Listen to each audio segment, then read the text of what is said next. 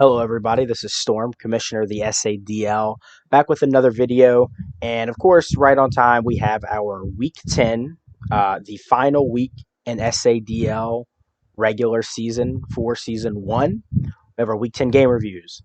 This is the last week, of course, everybody's going to be playing. After this, it'll be playoffs. I will be reacting to and or posting reviews for all the playoffs. I'm going to try to do those live. My scheduling for the playoffs, I'm going to try to have the playoff games be scheduled at a specific time so that way everybody can be there and I want to react to them live. That's my plan. Um, that's something I want to try to set up for the playoffs. Basically, any playoff game I'm not playing, I want to try and set that up.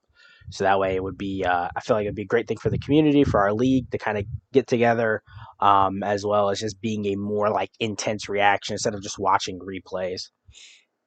Because obviously it's hard for me to live react to all 6 games that are being played throughout the day, or even on multiple days. Some games are games that are played on like Saturday. Sometimes I work on Saturday, so like some of those games I wouldn't even have a chance to react to. So I'm gonna try to live react to the playoff games. Um, that being said, this week we have 5 games because unfortunately we suffered another forfeit. Um, Bernie of the Safari Rhyhorns. It's Safari Rhyhorns versus the Anchorage Bear Takes. Bernie was no call, no show. And that's a bit of a problematic situation because obviously he is in playoff race, or playoff contention, the playoff race, and that match had a pretty big impact on the playoffs. And so a forfeit is kind of the worst. I guess I'll say the worst case scenario. Him forfeiting kind of just it's not something you want to happen. You want that last match to be played. Um, So as it currently sits with the standings, which I will be releasing a standings breakdown probably in a few days from now, um, before our first round of playoffs are played. I'll talk a little bit more about and kind of show how the standings are. Um, so far, as of recording this, we have not heard from Bernie. If in like the next day or two, probably the end of Wednesday at the most, he doesn't respond, I will remove him from the playoffs, and so that way, and I will basically move all the seeds up. So he currently has, I think, the 5th seed. So the 6th seed will move up to the 5th seed. Whoever's in 7th seed will move up to the 6th seed. So that way everybody can start planning because obviously that affects both playoff matches. His position affects both of those matches. So I kind of want to get that out of the way so everybody can start prepping with a few days left of time, obviously, because as of right now, nobody actually knows who their playoff opponent is going into this week. So that's that situation. Like I said, I'll be showing that more and talking about that more in my final end of the week standings breakdown slash playoff plus. We'll be talking about end of season awards. I'll do that all in that video. But this is just supposed to be the final 5 games, of course, well, minus my game that I played, of course, have my live reaction to that. So, anyways, our first match, Vanny of the Diamond Defenders versus Bean of the Cerulean Guardians. This is both of these teams very bottom of the standings. They're both very good friends outside of the server, so they kind of just had like a little friendly match. They decided to bring all of their low tier Pokemon, so that's pretty cool. Little lighthearted match to kind of wrap up. So I'm not going to be analyzing this one too much. It's just going to be kind of funny and goofy, so we'll just get right into it. So we see the Rhyperior lead into the Flareon. Uh, Simple sunny day, and then an alluring voice. No solar beam on the sunny day set. Definitely a little weird. As you can probably see, we have some side commentary being provided. We see a trailblaze into the scenes. We see some side commentary. They're kind of having a little fun, little laugh. I love how lighthearted this was. It was just kind of goofy. We see the Parish song on the Meryl. So Trailblaze Parish song, very interesting set.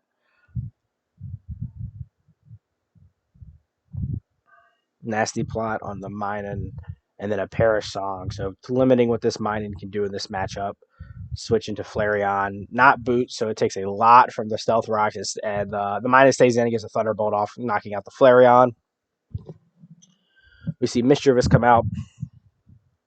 Interesting Nuzzle, um, especially on a Life Orb Pokemon, but we see the taunt, so no other setup moves come. Then a Smart Volt switch by Vanny, getting in his Sneasel here on a Will-O-Wisp, though. So very smart Will-O-Wisp there from Bean. And we see a Shadow Claw, which is very odd because it's a lot weaker than Knockoff would be in this situation. Um, Pain Split comes out. Knockoff, once again, does a huge chunk. Yeah, like I said. Hex actually does a pretty decent chunk, too, considering it's resisted. Shadow Claw finishes off the Mischievous. So up 4 or 6-4 for Vanny. Meryl comes back out, invites back out the Minun. Thunderbolt picks up the kill. Um, I know going into this match, Bean was basically guaranteed last place. We see the Earthquake on the Blastoise be able to pick up the Minun, and then the Articuno Galar coming out to set up. Unfortunate Blizzard miss there, though. And this is going to allow only 28%, even at +1. That's ridiculous. It's going to allow the Articuno just to set up. Landing 2 Blizzards, though. No freeze, which is interesting. Hurricane, Blizzard miss, and another Calm Mind. And it's basically GG at this point. There's not much Bean can do to stop the Articuno from cleaning up, especially with the rest of his team being so rock weak.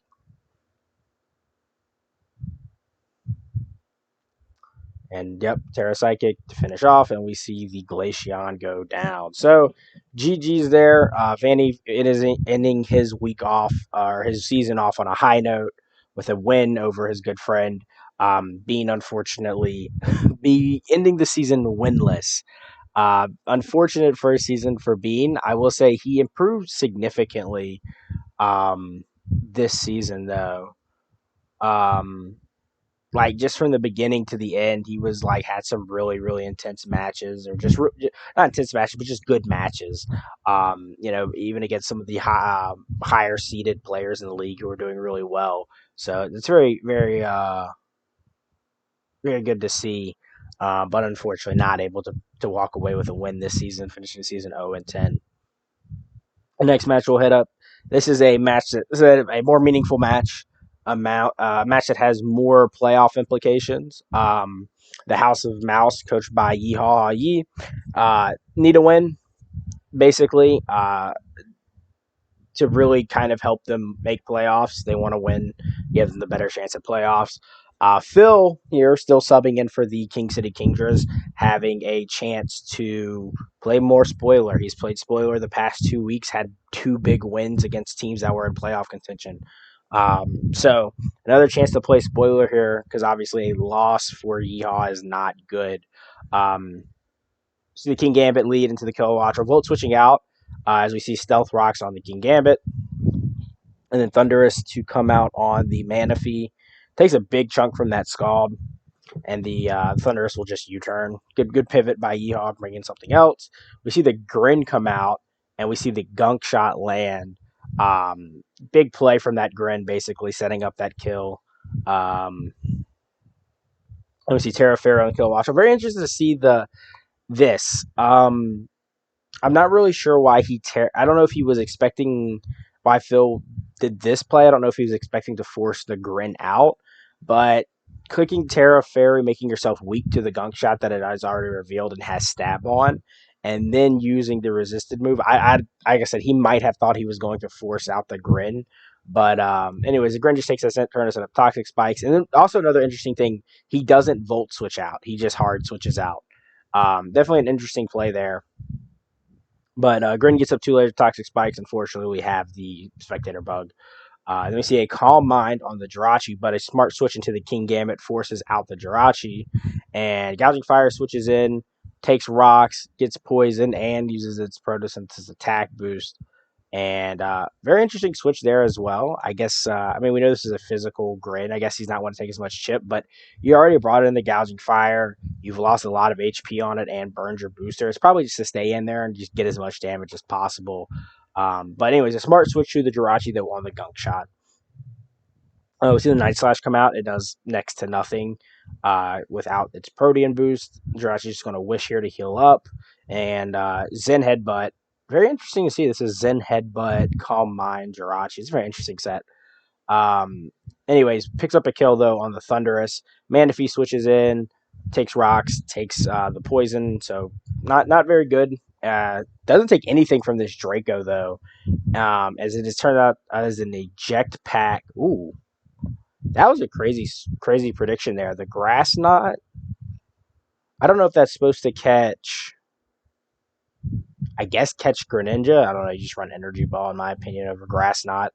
But we see a grass knot on the Noivern as it was eject packing out. So that's actually kind of, I guess, a little bit more value for Phil. But interesting grass knot we see there. We see the Dragon will come out, of course, forcing the Manaphy because of Freeze Dry. Jirachi switches into that. Bastiodon finally comes out. Ironhead doesn't do a lot. Switch into Zarude. See the Iron Defense. This right here, this is a pretty interesting play. So he knocks off and then dies. Oh, we see another Iron Defense. And then we see an SD. Very interesting set of plays. I don't know if he was expecting the Bastiodon to boost to +4. Or, I mean, +6, sorry. In this scenario. But 100% this, if you, the knockoff, I mean, we could already see that the Bastiodon's item wasn't like Rocky Helmet or Leftovers. It was Resto Chesto, which, I mean, obviously getting rid of that's pretty nice. But I don't, the knockoff, I would have definitely, knowing that this thing can be terrifying, and also knowing that, I don't know if this Zarude had close combat. If he didn't have close combat, obviously that's a prep issue. I really think close combat is actually really good into Yeehaw's team. But, obviously close combating there is the play. Really and truthfully, get as much damage as possible. And obviously, it's kind of a hindsight thing that we don't really know because we don't know how much damage the close combat was going to do. But seeing as the fact that Yeehaw didn't Terra, I would think the close combat there is 100% the play, just no matter how much it boosts, because if it does rest, at least you force that rest. And you can deal with it later. Either way, he's in a bit of a bad position, regardless, Phil is. So I would have loved to have seen a close combat, though, to finish off this Bastiodon. And then obviously a meaningless Swords Dance there. I think he was expecting him to try to boost some more. We see the Manaphy come out to try and get some chip. No Scald Burn either, and Manaphy will drop. Kilowattrel comes out. This is, of course, the best revenge killer. I think this probably should have came out first instead of the Manaphy. Well, actually, no. No. That's not true because he needed to force the Bastiodon to Terra Fighting. It's actually a very smart play there by Phil, forcing the Bastiodon to Terra Fighting so he can finish off with Terra Blast. Kilowattrel stays in though and gets big chip off, or a big chunk of damage off on this Kingambit, but Kingambit's Sucker Punch is strong enough to kill Kilowattrel even through the resist. Now we see the Gouging Fire come back out, and we see some Sucker Punch mind games trying to ensue here. But unfortunately, Phil does not win those, and the Gouging Fire now goes down, especially due to all the chips. So now it's Jirachi versus 4. Very interesting switch here on the King Gambit off of the Jirachi. Obviously, it doesn't have a lot of HP remaining, but I don't think this Jirachi could kill. I mean, he could probably try to Calm Mind and wish outstall Sucker Punches, but it's not going to be able to kill this King Gambit. So we do see the Noivern come in. You see some flamethrowers, Ironhead into the Wish, obviously coming back out. Keep Jirachi healthy. So it's actually able to win this 1v1 against the Noivern, but of course Jirachi does not have it's not going to have what it takes to finish to fight against the other 3.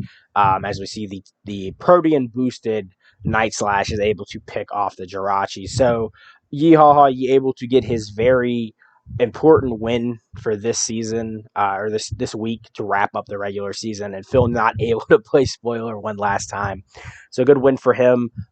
Moving to our third match, we have a match that is kind of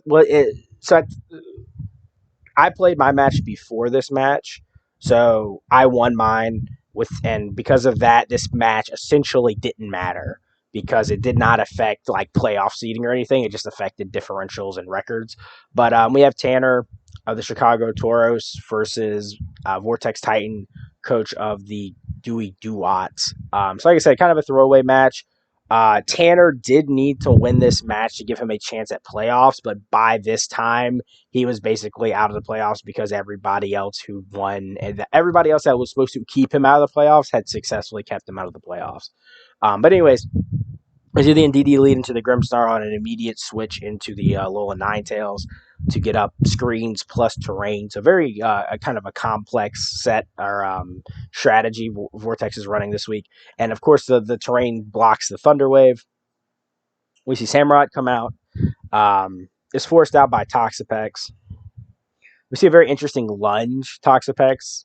Very interesting set here to drop the attack on the Excadrill. But turn around and we put SD in front of the pegs pretty easily. Corv switch on the Dragonite. Dragonite could not touch this Corv, so we do see the Brave Bird come out onto the Rotom. Hydro Pump hits, does a chunk without the you chunk through the Aurora Veil into the U-turn. Exca comes out, and this was a pretty interesting play because I talked to Vortex afterwards. He brought out the Excadrill because it has Mold Breaker, and of course Rotom has Levitate. But because of Mold Breaker, Excadrill will be able to kill the Rotom through Levitate or hit it through the Levitate. He thought Tanner would recognize that and make a play into like Dragonite or something maybe a little tankier like Urshifu to eat the Earthquake. He didn't make the play, stayed in, and took a bunch of damage on his Ninetales.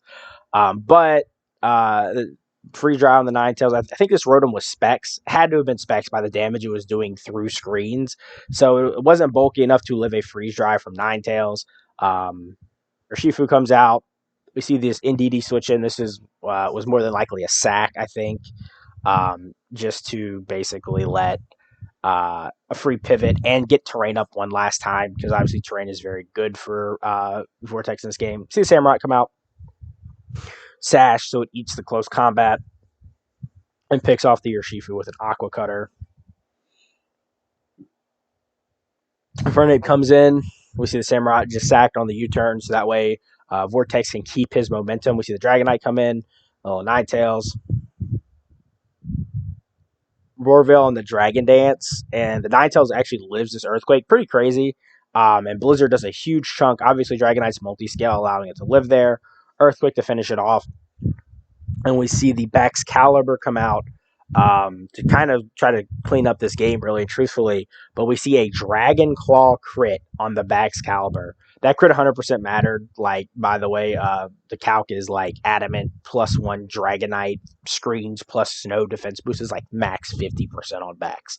So no way that Dragon Claw kills without the crit. So very big crit there for Tanner. The extra drill comes out, and we see it lives the Earthquake. Rapid spin to give it a +1 boost. And then a very smart second rapid spin by Vortex. To be faster than a potential Scarfed Infernape, which if I recall correctly, I think this Infernape was Scarfed. I looked after the game to double check the sets to see if that was and it was a very smart play by Vortex in that situation to double rapid spin and make sure he's faster than the Infernape, and Earthquake is able to one shot. Swords Dance in front of the Toxapex. There's a reveals liquidation. So actually, this is a pretty huge tech by Tanner, I have to say, the liquidation for the extra power.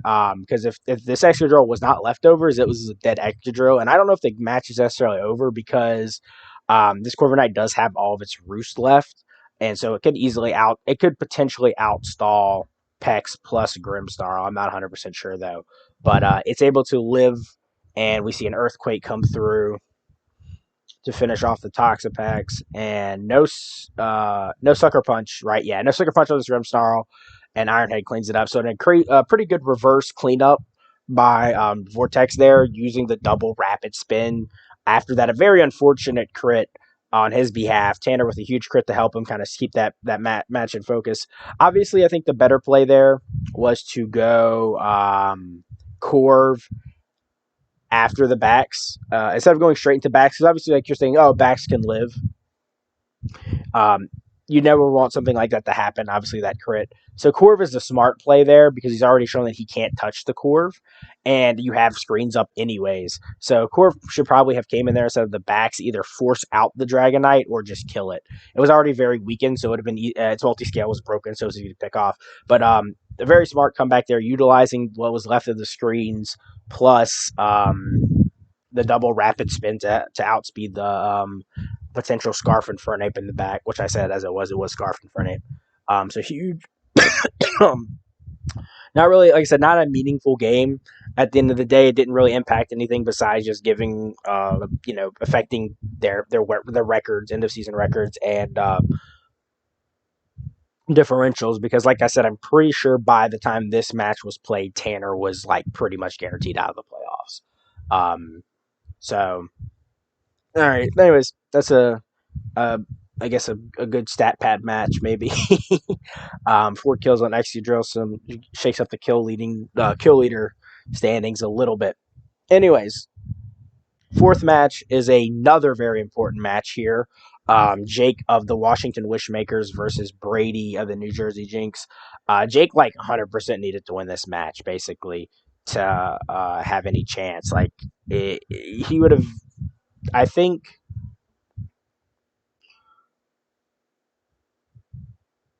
I don't remember who had played up to this point. I know that a win was very important for him because he would have needed 2 or 3 losses to have a good shot at the playoffs. So he really needed to win this match. We see, very interestingly, we see the Iron Valiant lead into the Meowscarada. Gives a chance to Swords Dance on the Switch. Very smart Swords Dance. And then the knockoff does not kill the Bronzong. And we see a Future Sight come out here. Spirit Break to finish off the Bronzong. So now this Iron Valiant is on a timer, basically forced to switch. Now I'm going to tell y'all this right now. I was watching this battle live. I called this as it happened. I said he's going to go. Thunderous is going to come out. He's going to Thunder Wave. He's going to land the Thunder Wave. Iron Valiant is going to get fully paralyzed. He's going to die to the Future Sight. I called that, and it happened. I feel so sorry for Jake that happened because I called it as it was happening. But anyways, Raging Bolt switches back into the Thunderous. Very unfortunate situation for him. Switches to the Thunderous. Gets a chance to get a Calm Mind off. Big damage onto the Ursaluna. No Draco. Draco probably would have killed the Ursaluna there. But obviously, very bulky Raging Bolt able to live the Earth Power and finish it off. Then huge damage from Thunderclap. I was so surprised Thunderclap did that much damage to this Meowscarada. As you see, I said in the chat that did a chunk. But anyways, so we see the Cleaver coming in, forcing out the Meowscarada. And unfortunately, Flame Body Heatran picks up the burn. So very, very unlucky so far for Jake. Still Nax gets his rocks up. So now he's just playing to kind of get damage off, get his rocks up as well. Close combat doesn't really do anything to this Heatran at all, and it's able to finish off the Cleavor with another Lava Plume. Masquerain comes out, and we see the Terra Water Quiver Dance set. We've seen this set before from Jake. And unfortunately, a crit burn Lava Plume. This match was super, super haxy. I was watching it live, and it's just crazy. This was just unfortunate for Jake. Match that he really needed to win, just going this poorly for him. He does connect the Hydro Pump onto the Heatran, though. See the Thunderous come out. Interesting Hydro Pump here. I don't know if he was packing Ice Beam on Masquerain. It would have done more. Probably not enough to kill the Thunderous, but it would have done more than Hydro Pump, and he could have also had a freeze chance. So I don't know if he brought Ice Beam on this Masquerain set or if he just brought the Hydro Pump. But Hydro Pump does a good chunk, lands again, but the Volt Switch is able to pick off the Masquerain. Cinderace into the Meowscarada, of course, forcing out the Meowscarada. And we see I think a U-turn here. Yep, U-turn into the Kyurem. Golden Go comes out. And this is great tech. Shadow Claw on what I believe is probably a Dragon Dance Kyurem. That's great tech from Brady. It's able to do a big chunk of damage to the Golden Go and get rid of its balloon. Golden Go picked up the kill, though. And then we see Dark Pulse on the Thunderous to clean up the Golden Go. Another Thunder Wave comes out. and then a Pyro Ball miss. Very unfortunate.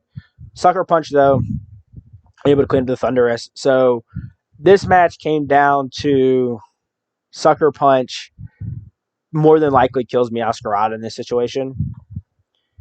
And unfortunately, as you just saw, he got paralyzed. Jake got screwed over by Hax so much in this match, and I feel so bad for him because it was a match he needed to win, and he just got completely hacked out of it. Literally the very last play that was the end of the game. I mean, I don't want to say there were no misplays. Him staying in with his Iron Valiant was a misplay. 100% that was a misplay by him because I said it was going to happen and it did. He should have just went out into Golden Go. It's immune to the Thunder Wave and it could eat the. I think he was wanting to preserve his air balloon, but or just go into the Raging Bolt because it's not going to take that much from the Future Sight. Really, just a very unfortunate play for him. I don't know if in his mind he was just like, oh, I get 2 free kill here, and then my Iron Valiant dies, or if he just wasn't thinking that Future Sight was going to kill him that turn. But yeah, that was a misplay by him. Outside of that, though, he just got hacks. He got absolutely obliterated by hacks. Like I said, another thing too. This is another interesting thing to think about too. He misses the Pyro Ball and the Thunderous. Pyro Ball would obviously kill that Thunderous. He's in a Fire type, which means that Brady does not have a super effective attack against his Cinderace. I don't know what the roles are. I think this was a banded Meowscarada. I don't know what the roles are, but basically by him not being able to him being stuck as a dark type, having Sucker Punch and using his Libero on the Thunderous, him being stuck as a dark type obviously allowed the Meowscarada to just U-turn and kill him after the paralysis. So very unfortunate there for Jake. Got hacked out of that win super hard there towards the end, unfortunately, and it knocked him out of playoff contention, unfortunately. So very, very, very spicy match. I didn't want this to happen. I don't like these very haxy matches, very unclean matches. It is part of Pokemon, though. Unfortunately, Jake gets a short end of the stick. And that being said, our very last match is another match that's important to playoffs. Board Addict basically needs to win to have any shot at playoffs here. It's a very important match. Yeah, so, I guess I announced the teams. Board Addict, the Minnesota Glow Kings. I do this for every match ever, and I just forgot. Board Addict, coach of the Minnesota Glow Kings, versus the Turin Trevenants, coached by my good friend, It's Titan HD. Like I said, Board Addict needs to win here.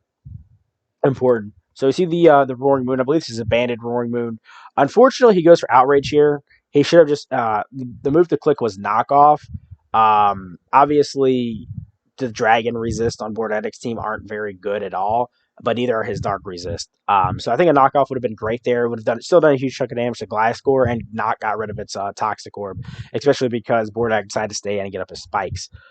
We see the Protect in the second turn of Outrage, and then we see a double Protect. This was a risky play by Board Addict 100% because basically, like if that Outrage goes through, that's a dead Gliscor for no reason. I mean, it gets like one layer of spikes up. But the Outrage comes through as a huge chunk of damage to Quagsire, but it reveals that it is Terra Fairy and is able to immune it and get a recover off. Roaring Moon, of course, locked into Outrage because it is always banded. With the Zamazenta come out on the Terra Blast, it takes a huge chunk. Then we see the Heavy Slam. Does next to nothing. Zamazenta doesn't really have any investment in attack, I don't think. I think it's just but based on the leftovers, I'm pretty sure it's just the standard like Iron Defense set. Recover, though, on the Gengar switch, and the Scissors switches in to eat the Sludge Bomb. Would have loved to have seen a Shadow Ball there, but I understand not wanting, just trying to get rid of that Quagsire. Lander switches in, knock off on the Rocky Helmet.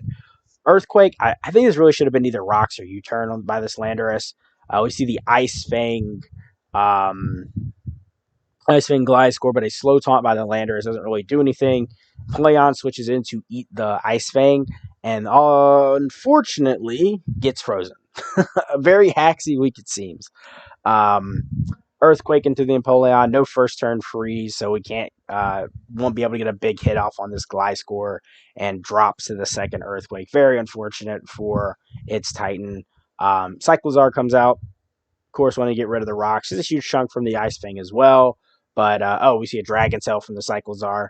Um, and then, we see a Flamethrower. I think the reason for this Flamethrower was just because of all of the Pokemon that can eat dark type moves, seemingly the Zamazenta Roaring Moon. Obviously, Roaring Moon defensively is very good into Chi-Yu, resisting both of its stabs and having a very high special attack. I mean, special defense. Sorry.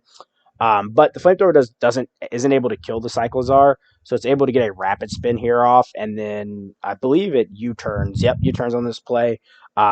Good pivot into the Serena, getting good damage off. Gengar comes back out, and I think if this play 100% Shadow Ball should have came out.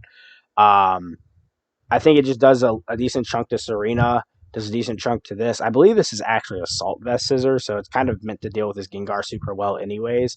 But I think Shadow Ball was the play there, at least so you could have gotten some damage off. We see the Lander switch back into the Scizor, U-turn, pivot out, bring in Chi-Yu, which puts Titan in a very bad spot. Dark Pulse able to clean up the Landorus. Zamazenta comes out. This is I believe a Scarf Chi-Yu, so it is faster than the Zamazenta and able to pick it up. Roaring Moon comes in, takes absolutely nothing, and we see a U-turn here. Cyclozar comes out. Interesting to see him not stay in and finish off the Cyclozar. We saw how much Flamethrower did. I think Dark Pulse 100% kills. But the U-turn free pivot for the Cyclozar brings out the Gengar, and he finally clicks Shadow Ball, and it does not kill the Serena. So Scissor is able to come back out. And as you can see, that Shadow Ball did really nothing to the Scizor. Gengar drops. Cyclozar comes back out.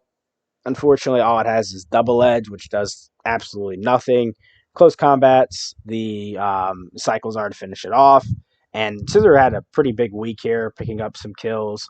I believe, 2 kills this match. So, decent week for it.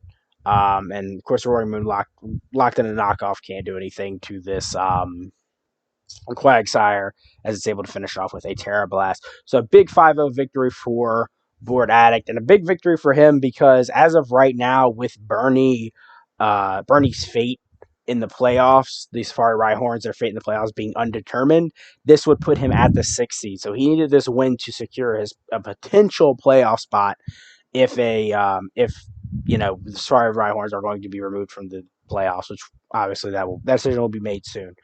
With that being said, that wraps up all of the games for the SADL Season 1 regular season. It's all over for most of our coaches, of course. Obviously, playoffs are up ahead, but that wraps up the regular season. So everybody who participated this season, thank you very much.